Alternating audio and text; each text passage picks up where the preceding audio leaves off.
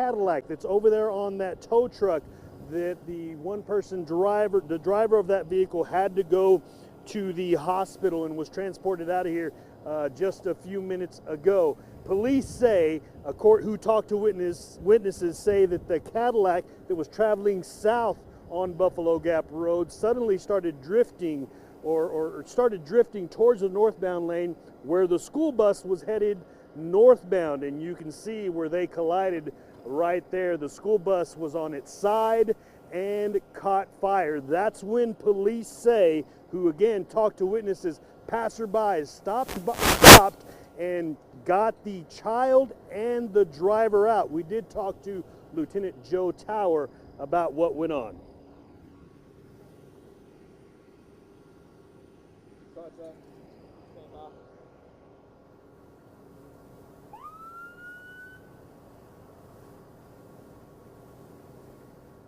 And Lieutenant Joe Tower saying this could have been a much worse scene than it was if that bus would have been packed with kids, of course, because it did catch on fire. But as it stands now, no injuries on the bus to the driver or the one passenger, a child on that bus. The only injury, the driver of the white Cadillac that drifted into the northbound lane, colliding with that Wiley school bus. Reporting from Buffalo Gap Road, I'm Victor Sotelo. Back to you in the studio.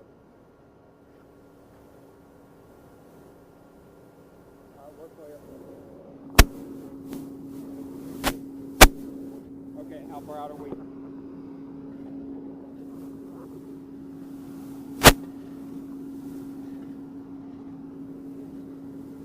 not using me anymore, right? Not using me anymore? Not using me anymore, just bump shots, correct? I think we're going to have you in one more time.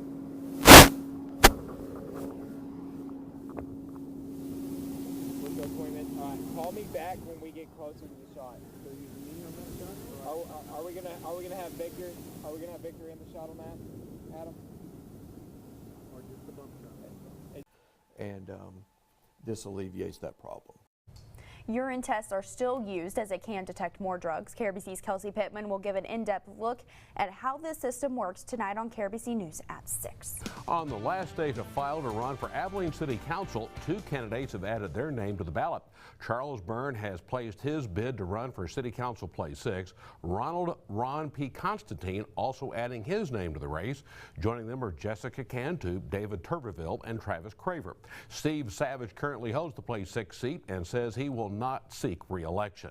In the race for the place for seat 5, Cynthia Alvidrez has filed to run. She'll face off against incumbent Kyle McAllister, who is seeking re-election. Attorney Corey Clements also vying for that same seat.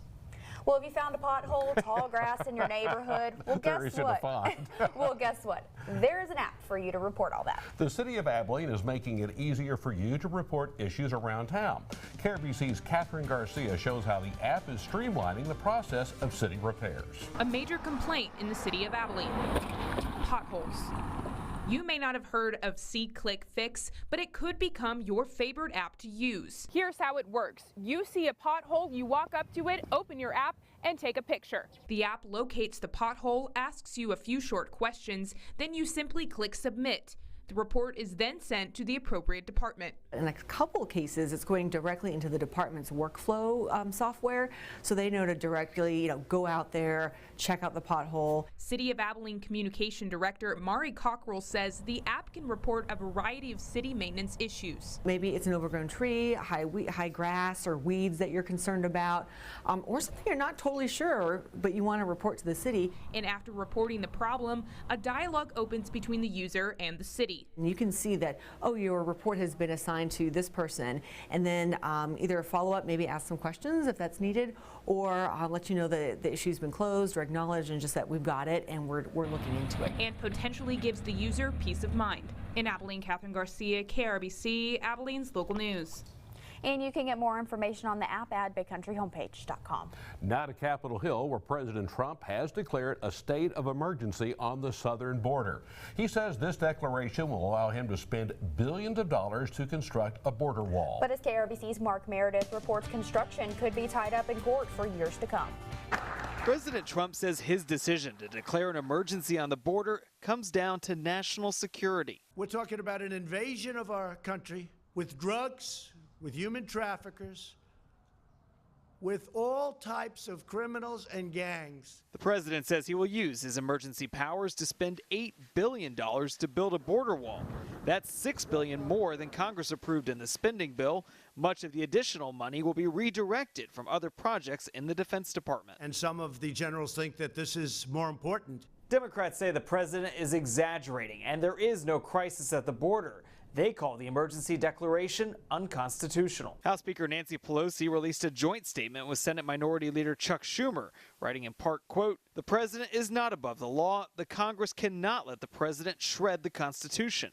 They say the Constitution gives Congress, not the White House, the authority to decide how to spend taxpayers' money. Democratic presidential hopeful Elizabeth Warren went even further, tweeting, quote, "Donald Trump isn't king. We'll fight this with everything we've got." The president himself admits his order is likely to be tied up in court, maybe for years. We'll end up in the Supreme Court, and hopefully we'll get a fair shake. Even Republican lawmakers had urged the president not to declare an emergency. The ACLU says it'll file a lawsuit against the order by next week.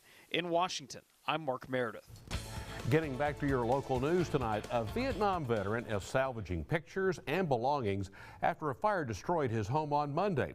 This disabled Marine veteran has been through the loss of his wife, his oldest son, and being diagnosed with lung cancer all in the last couple of years.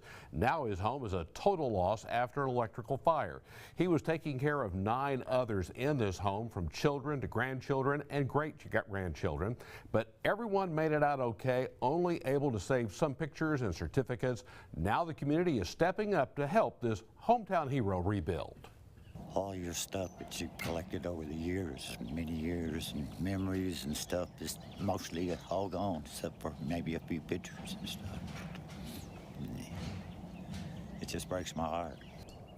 To donate to the family, you can go to any First Financial Bank and ask to donate to Bobby Chittum, or contact any church in the Clyde area. We turn now to education news. For one Brownwood student, welding is more than just a job. It's a skill all his own.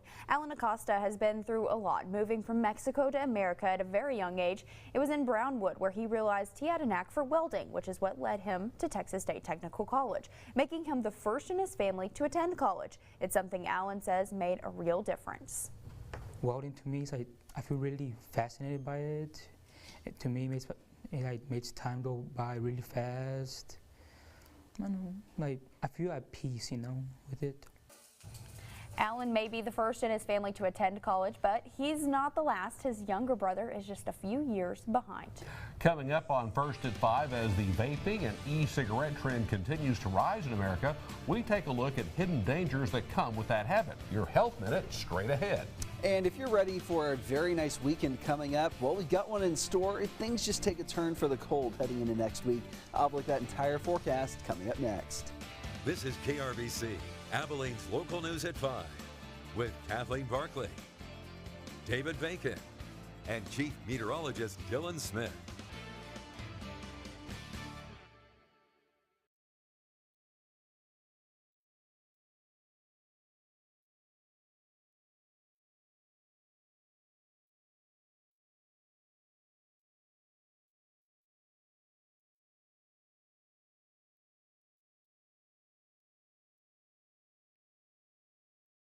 Now, your KRBC Storm Team forecast.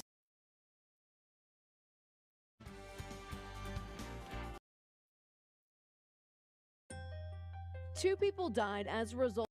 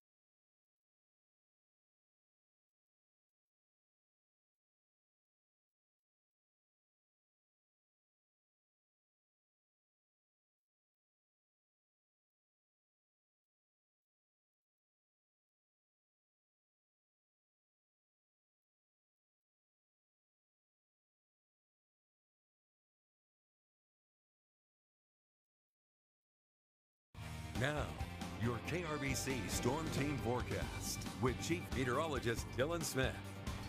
It's been a beautiful couple of days here in the Big Country. Even today was really nice. The only problem is the winds really got up today. And luckily, though, they will calm down as we have an absolutely gorgeous weekend coming up. That will all start to change heading into, I guess, Saturday, even maybe a little bit cooler than today. But all in all, not terrible. Sunday will be much cooler. And then by next week, we're talking potential for maybe even some snow. So it gets much colder after today and even tomorrow. Jack Frost heading back for the Big Country again. So be ready for a chillier forecast coming up. But the good news is we still have a couple more days of relatively warm and seasonal weather. Right now, you don't see it here, but we have a cold front tracking right through the middle of the Big Country. That is keeping our northern half of the Big Country rather cool right now, and the southern half very warm, almost hot for this time of year, especially. 3D live radar, no showers on radar, but temperatures starting to drop already. Abilene got up to 75.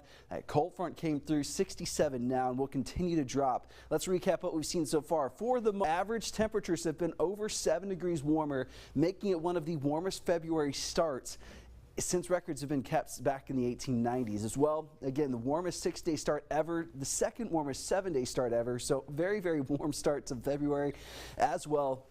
We did pick up almost a quarter inch of rain for the first half of the month. Temperatures out there, again, lower 50s for Knox City and Haskell to the mid 60s right here along the I-20 corridor, and still the low to mid 80s for the southern half of the Big Country. That cold front is basically just south of the I-20 corridor and moving to the south. So it is going to get much cooler tonight than it's been the past several mornings. So be ready for that. If you are going out this evening, temperatures will drop by about 10 degrees or 5 to 10 degrees an hour for the next several hours. So be ready for that. Tomorrow afternoon, still getting back up to the 70s.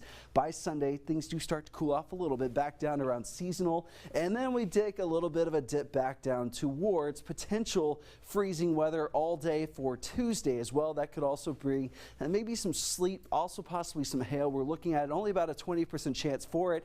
But if it does, we do see any kind of precip, that could cause some potential icy weather at times. For tomorrow, a little bit gusty by the afternoon, but the first half of the day will be very nice, rather calm winds as we move into the morning hours. But you can see the entire weekend and after that, periodically windy, but not terrible, a little breezy, but very, very nice. Tomorrow morning, very chilly, a little bit colder up north, right around freezing, and to the south, not terribly cold, but still, you'll want to grab a jacket as you head out the door. 30s and lower 40s for tomorrow morning. By lunchtime, temperatures will struggle for some to get back up to rather warm, but still seeing a relatively healthy spread of temperatures, 60s all the way to the 50s by lunchtime. And then by the afternoon, temperatures will still top out generally in the 70s, but could see some 60s out there.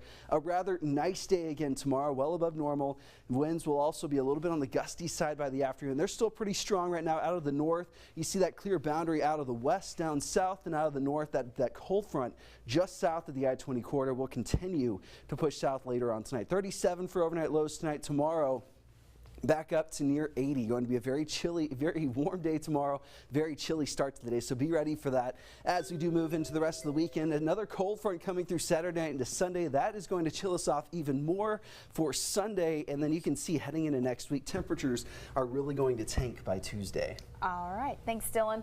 Well, e-cigarettes, vaping, whatever you want to call it, you've probably seen them. Millions of people say they've tried it, and just like other smoking habits, there are some hidden dangers that come along with it. Meredith Wood has more in today's Health Minute. 2 people died as a result of malfunctioning e-cigarettes in as many years. Bring the potential dangers of these devices, specifically explosions and small fires, back to the public's attention. It's the battery itself that we're concerned about from a safety perspective. Lithium-ion batteries, just because of their composition and the way that they do generate power, tend to generate a lot of heat as well. The batteries are stored in cylinder casings at the end of the device. The U.S. Fire Administration's report indicates the shape and casing around the battery may be increasing the risk of fires or explosions. I don't use these devices or place these devices on heated surfaces. As I said, don't have these devices around flammable materials or combustible materials such as clothing. The USFA detailed 195 reported explosions or fires caused by the devices from 2009 to 2016. The manufacturing industry continues to look at ways to improve the use and the safety of these batteries as we go along. For today's Health Minute, I'm Meredith Wood. Up next on your local news, there's a mystery in East Texas. Where did these $100 bills come from? Why were they flying through the air? And who do they belong to? Well, not me. We'll investigate when we come back.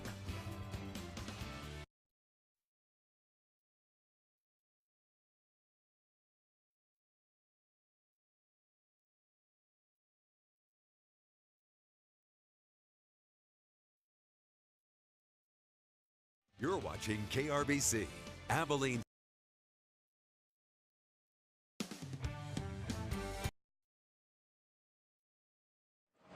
And I felt kind of crazy because I'm wearing a dress that I was just like stomping on the money everywhere. Along her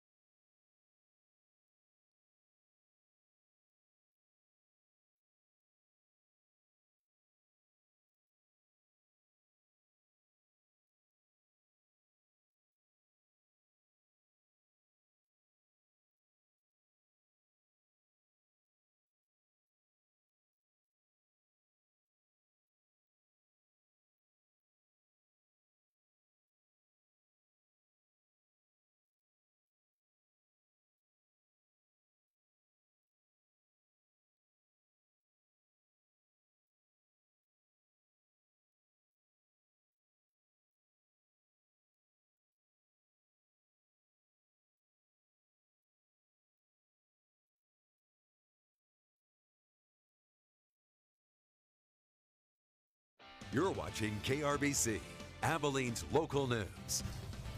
Thank you for staying with us. There's a mystery in North Richland Hills after $100 bills were seen flying through the air with no one nearby to claim the cash. Well, I should have been there. Well, the Good Samaritans who helped stop to collect them are hoping to track down the owner.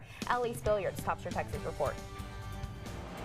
And I felt kind of crazy because I'm wearing a dress that I was just like stomping on the money everywhere. Along her morning commute, just feet from her destination at North Hills Hospital, it was the first thing Casey Barrientos could think to do when she realized what she first thought was trash was actually cash flying all around her car, along with a single clue, a Wells Fargo envelope with the name Don scribbled across the front. Just a first name, no receipt, nothing with it. Which she and another man who stopped to help immediately turned into police, along with 15 $100 bills. Believing Don must have also been at City Hall not long before. I started calling the water department. I've called the permit department, the courthouse, to see if there was possibly a Don that was there this morning, and they said there wasn't. Still, she's not giving up, if only for one reason. Karma. I know that karma, like, if that were to happen to me, I would hope that someone would do the same. Now, she's also put in a call to the bank and gone in search of Dawn on Facebook. Still tonight, no answers. I'll change my name to Dawn. But she's hopeful the owner will be found soon. Coming up on your local news, we'll have a look at the top headlines and another check of your forecast. Stay with us.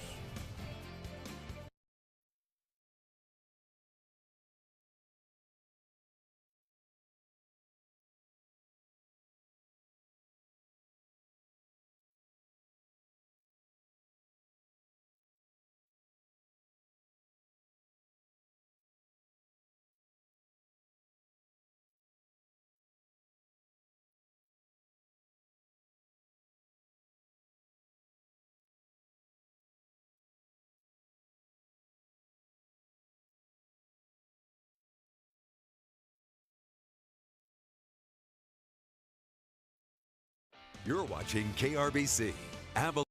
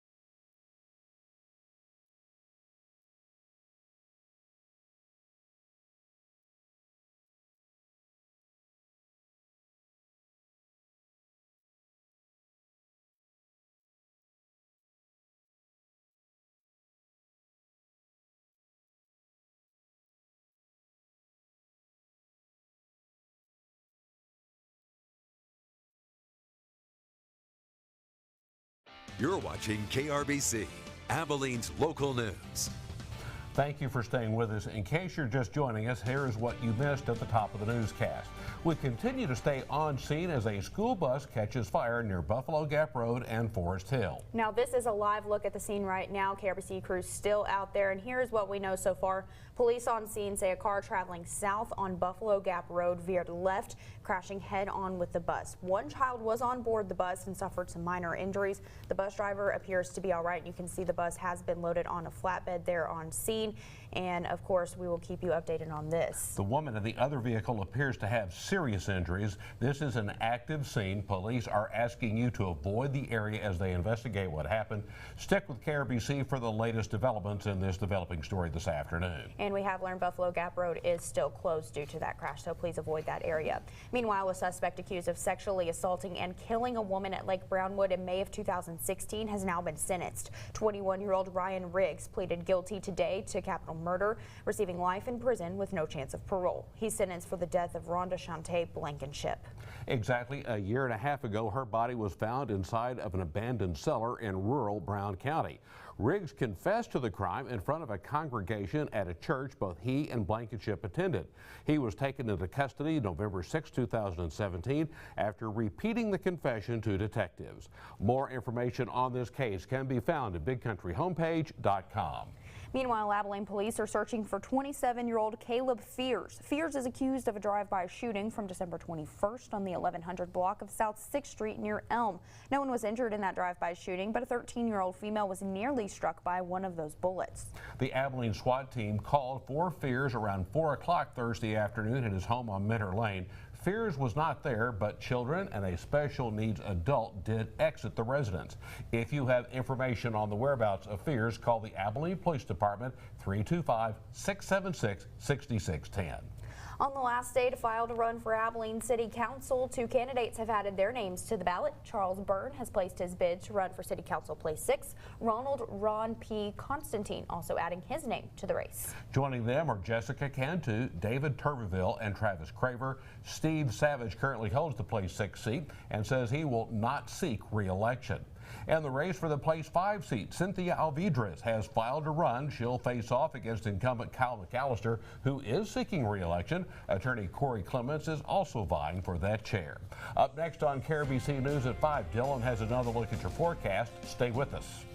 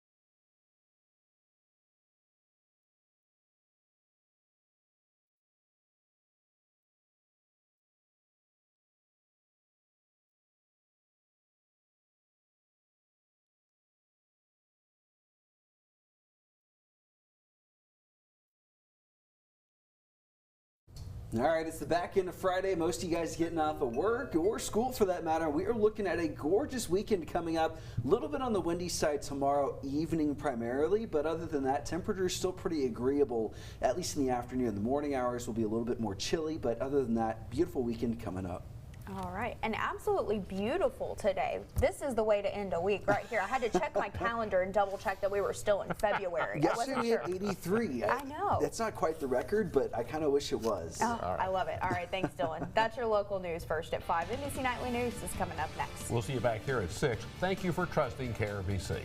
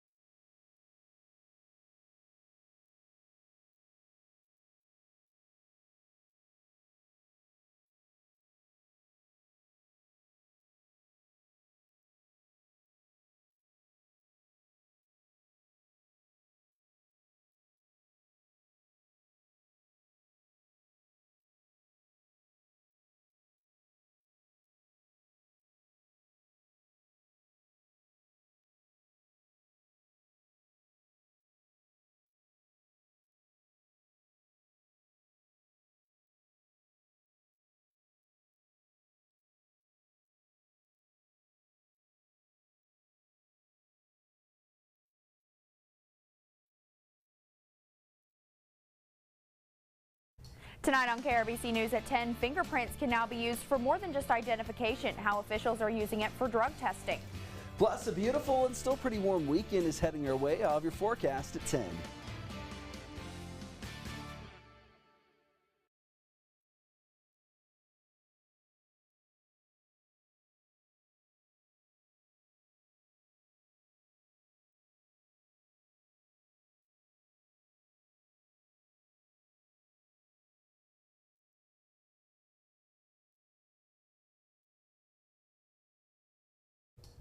Tonight on KRBC News at 10, a crash causes a Wiley school bus to catch on fire. We'll have the latest update.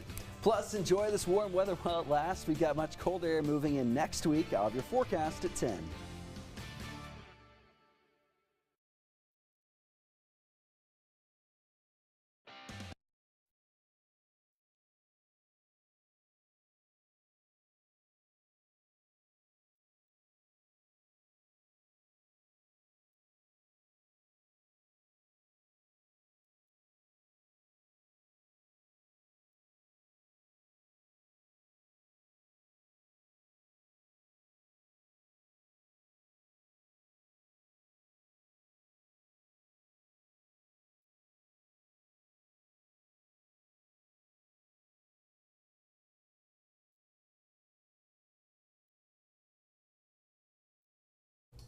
Tonight at 10, I'm sorry. Bleh.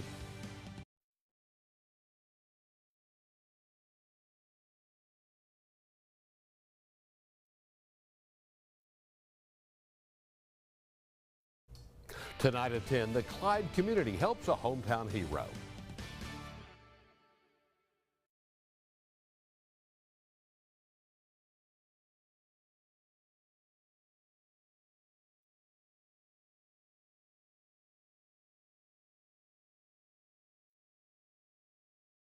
Tonight on KRBC News at 10, a Brownwood family gets justice.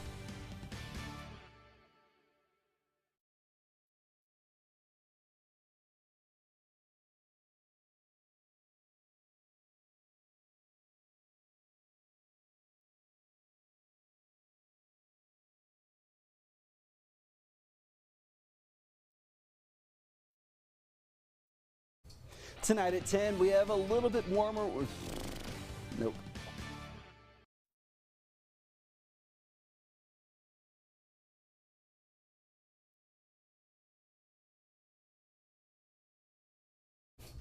Tonight at 10, another gorgeous weekend is on its way.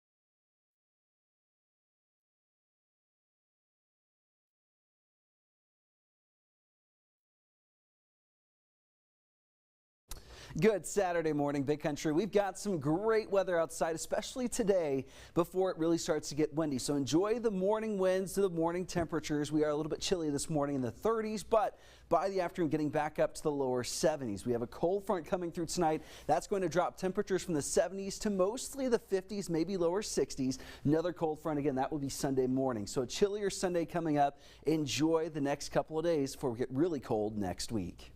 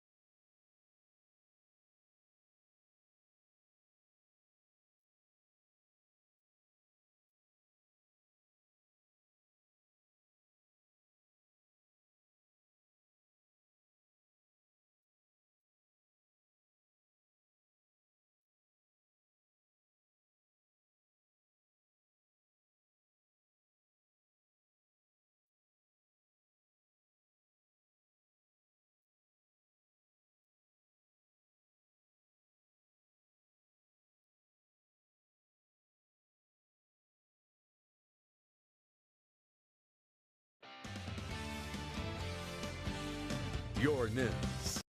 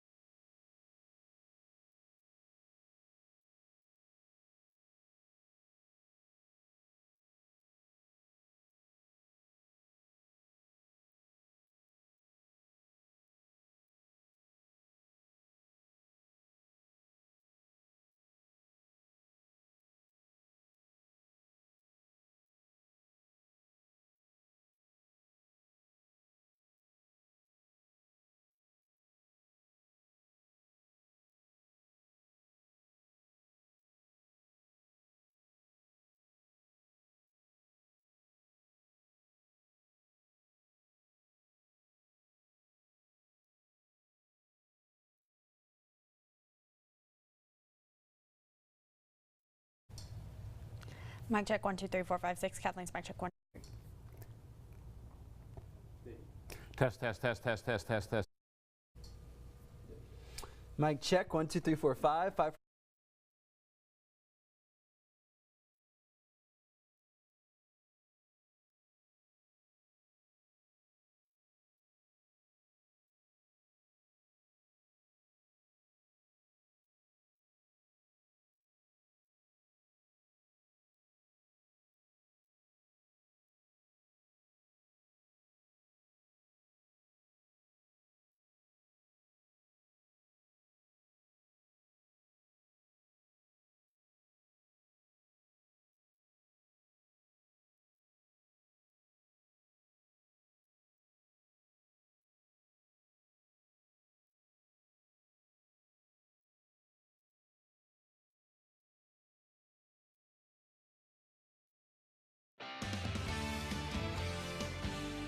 Your news in your community.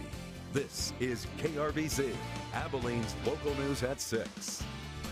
We go straight to a developing story this evening. A car hits a Wiley school bus head-on, causing it to catch on fire.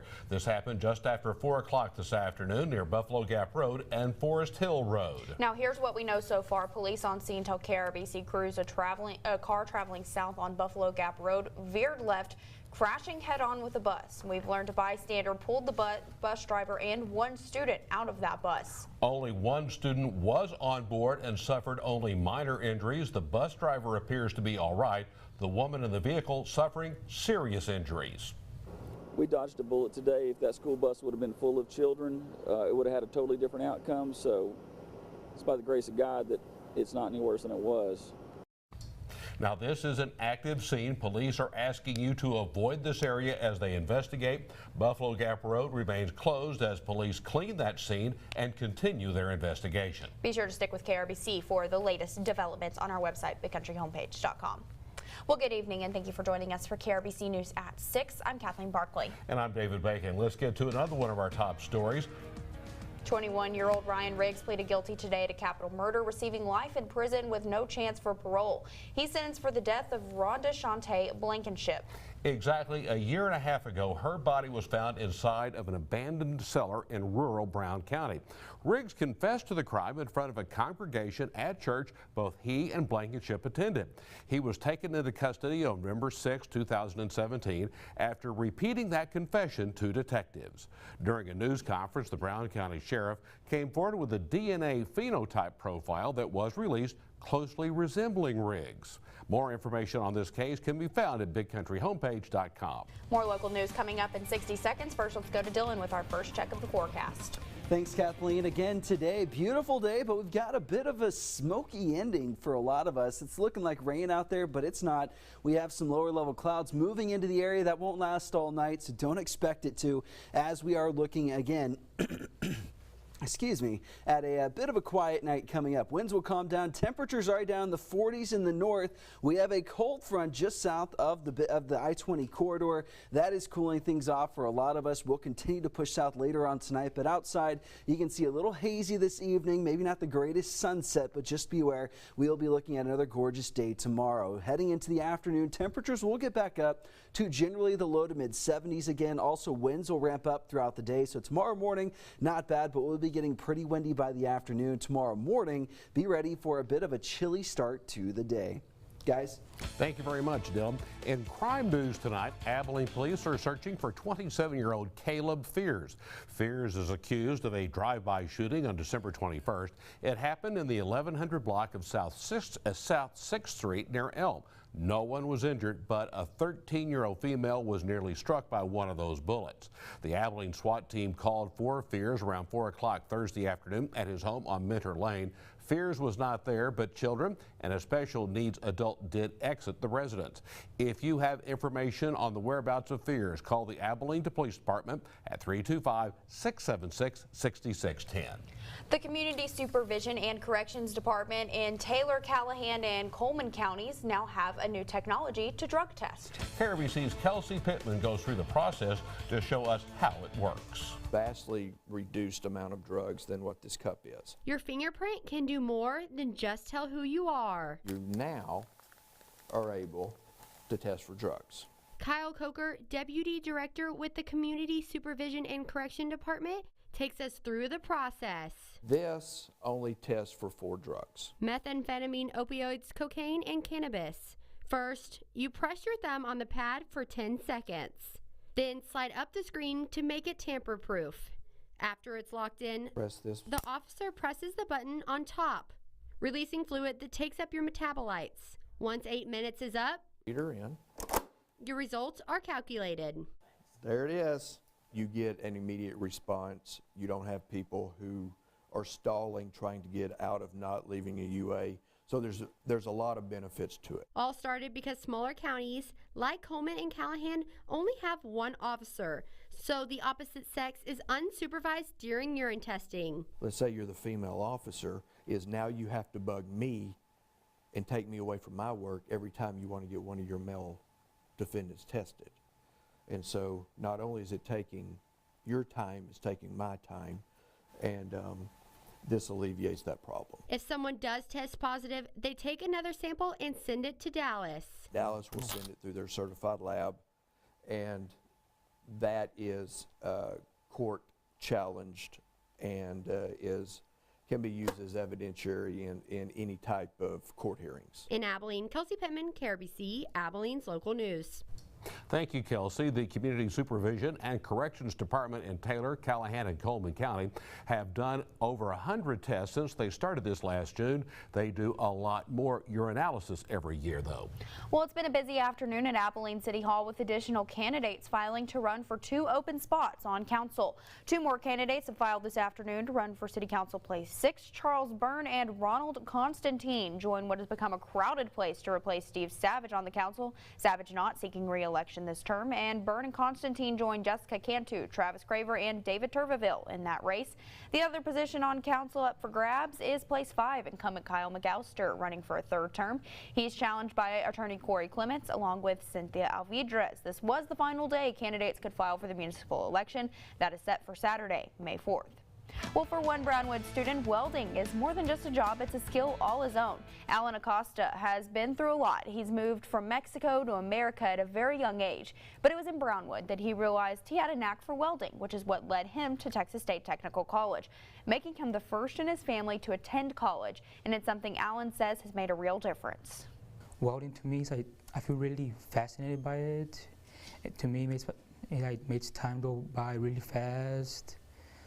I know, I feel at peace, with it. Alan may be the first in his family to attend college, but he's not the last. His younger brother is just a few years behind him.